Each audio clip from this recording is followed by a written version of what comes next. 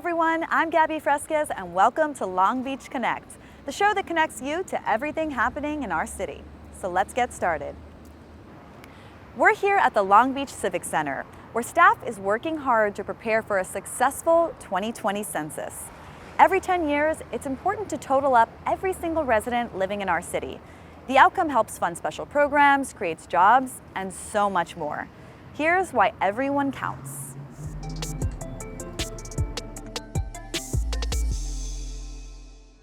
What is the 2020 census? It's me, you, us. It's our community. It's a count of every person living in the United States, and it happens every 10 years. This includes citizens and non-citizens of all ages, no matter where you live. Everyone counts. The census results help provide funding in our city that goes towards schools, public health, employment, housing, and transportation. It also ensures fair representation throughout all levels of government for the next decade. All information provided in the questionnaire is kept private and protected by law. There are 3 easy ways to take the census: completed online, by mail, or over the phone. You can respond starting March 12th, participate in National Census Day on April 1st, or mark it on your calendar to complete before April 30th. But don't wait. All of us together can make a difference. For more information, visit longbeach.gov/census. Be counted, Long Beach. Mark your calendars and complete the 2020 census. Getting an accurate head count will benefit all of us over the next decade. Up next, we take you to the Port of Long Beach, where earlier this year, they delivered the State of the Port to update all of us on their achievements and future goals. Here are just a few of the program highlights.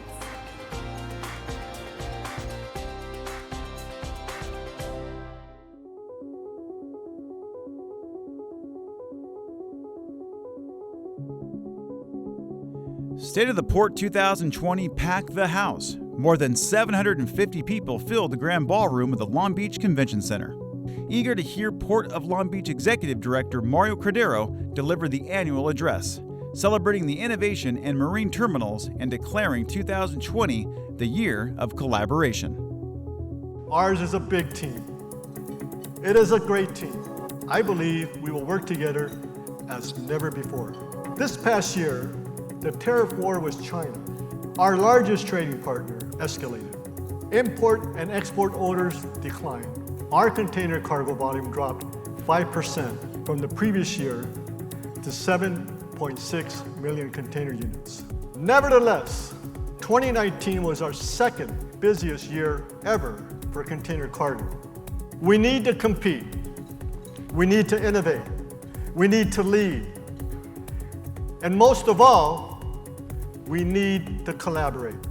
We need to bring all the stakeholders together, the terminal operators, ocean carriers, truckers, every single stakeholder involved, and make sure that we can promote our ports and tell the world that we are ready to move their cargo in a better and more efficient way than anyone else. The relationship between the terminals and the truckers is very good at this point in time. We as an industry hold monthly meetings with these terminals. Maybe a terminal has something that they want to roll out. They reach out to the trucking industry. Continuously, year over year, we've gotten better. You're definitely seeing that collaboration is helping turn times. Our terminals and IOW labor are unrivaled in the loading and unloading of big ships. Total Terminals International added 2 new cranes, big enough to work the world's largest vessel. Pacific Container Terminal last year completed raising 9 cranes.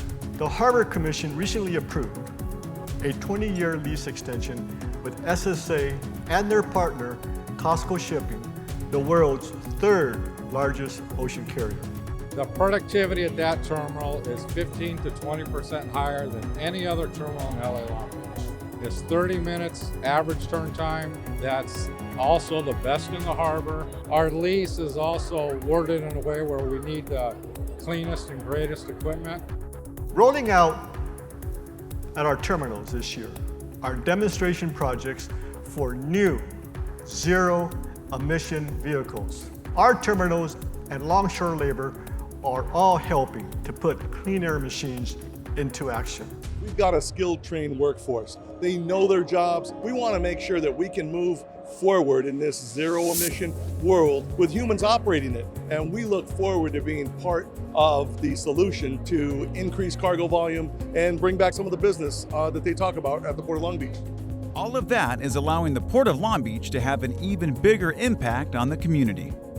In my years working with the Port, nothing has changed more than the Port's embrace of its community responsibilities. Where the Port once supported 1 in 8 jobs here, our latest economic study shows the Port has increased its employment impact to 1 in 5 jobs in Long Beach.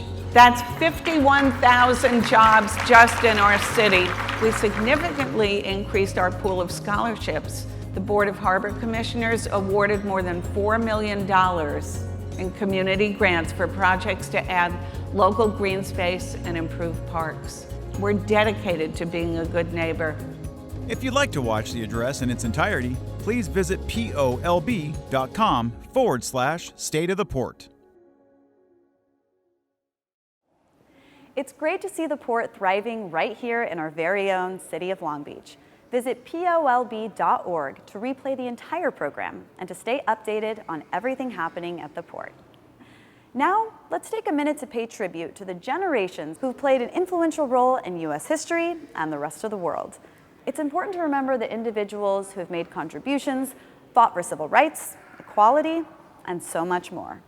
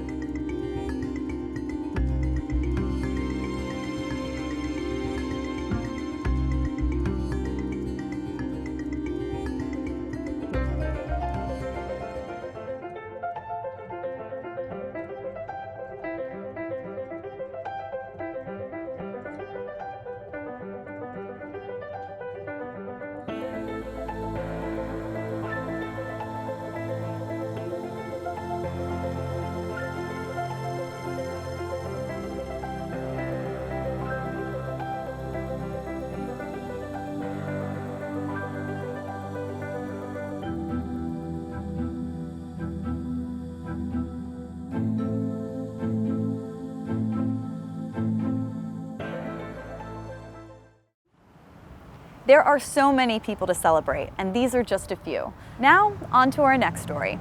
The Long Beach Human Task Force held Y.E.S.S, better known as the Youth Empowerment Safety Symposium.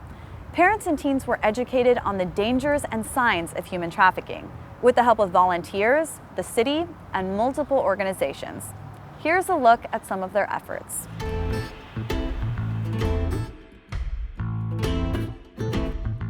At the Youth Empowerment Safety Symposium, teens rallied together to help put a stop to human trafficking. I am not for sale. I am not for sale. I am not for sale. I am not for sale. You are at the Youth Empowerment Safety Symposium here, hosted by the Long Beach Human Trafficking Task Force. We're located here out of the Salvation Army, and we have over 30 nonprofits and government agencies coming together to bring awareness to the issue of labor and sex trafficking of young people here in the community of Long Beach. We have three main components. We have engagement through our fair trade vendors and our local organizations who have set up tables. Education is through different workshops, and empowerment. We've got over 100 youth volunteering for the event. What's really amazing is to see how the parents are really absorbing this information, and it's important for other parents to see what other parents have been through and how they've gotten through this issue and how the task force has helped them, how the city has been there to support them and guide them through this process. What people don't understand is this is very common now in all demographics, and so unless people hear other people tell their stories and their experiences, they're never going to think they can get help. And we received help right away when we asked. I commend them for the work they're doing, and they helped us. Law enforcement, social workers, teachers, and members of the community continue to empower and educate guests throughout the day. Not only do we investigate human trafficking cases, but I also do a lot of teaching to community groups, law enforcement, and to students to bring about awareness, because we believe through awareness, through education, that we can put a huge impact on human trafficking. A lot of law enforcement and people that work in the field are saying now, like second graders, you should start to have a conversation with them about things that they're going to see on the internet. So much of the recruiting now happens online and through apps, so that stuff you have to keep up with. There are recruiters on school campuses. There are recruiters pretty much anywhere that children hang out. This is a reality, and if children don't know what to look out for, they become vulnerable. The task force is committed to ending modern-day human slavery until advocates like this are no longer needed.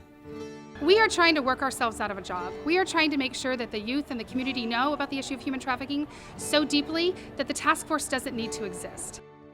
The Long Beach Human Trafficking Task Force invites the community to attend their general meetings every first Thursday of the month from 11 a.m. to 12:30 p.m. You can also visit their Facebook page for more information.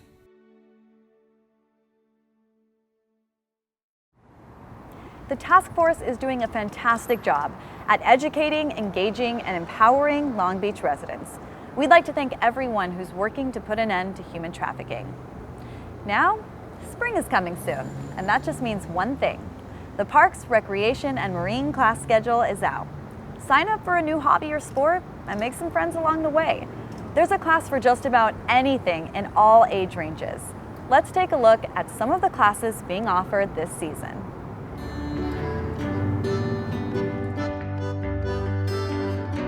Want to master the art of karate? How about some cardio to stay fit?